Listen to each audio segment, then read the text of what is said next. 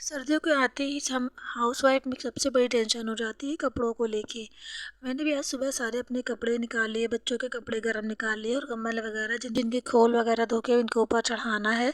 इन सभी चीज़ों को करने के लिए एक मुस्तकिल वक्त लगता है। जब भी सर्दियों की शुरुआत होती है, गर्म कपड़े निकलते हैं। जब भी आप अपने गर्मी के कपड़े रखने लगे तो उन सभी कपड़ों में सेलेक्ट करें कि आपके ऐसे बहुत सारे कपड़े होते हैं, आपके बच्चों के ऐसे कपड़े होते हैं जो अब आपके यूज़ेबल नहीं होते हैं, या तो वो छोटे हो चुके होते हैं या अब वो पहनने के काबिल नहीं होते। कुछ कपड़े ऐसे भी हो जाते हैं।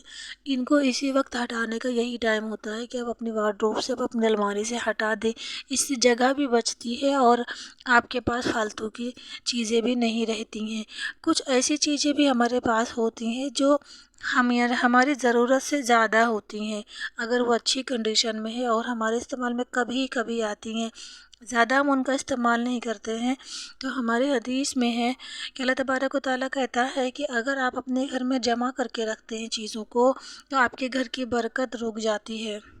अल्लाह तबारक व तआला इस बात को पसंद नहीं करता। जमा करने को अल्लाह तबारक व तआला बिल्कुल पसंद नहीं करता। आप जितना अपना हाथ खुला रखेंगे, अल्लाह आपको उतना ही देगा, आपके घर में उतनी ही बरकत होगी। आप देखेंगे अक्सर कि बहुत सारे काम कर लेने के बाद भी हमारे घर से तंगी दूर नहीं होती है। क्या ऐसी वजह होती है? उसकी एक बहुत बड़ी वजह ये भी होती है, जब हम अपने घरों में उन सभी चीज़ों को जमा करके रखते हैं जिनकी हमको ज़रूरत कभी कभी पड़ती है या नहीं भी पड़ती है।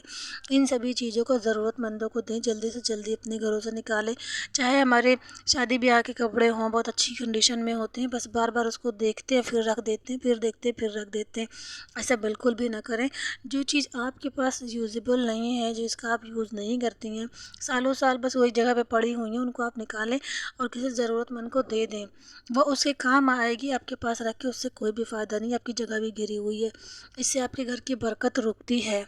सर्दियों में जब भी कपड़े निकालें तो कुछ ऐसे कपड़े होते हैं हमारे बच्चों के जो छोटे हो चुके होते हैं, अब वो उनको पहनाने के लायक नहीं होते, फिर हम उनको रख लेते हैं।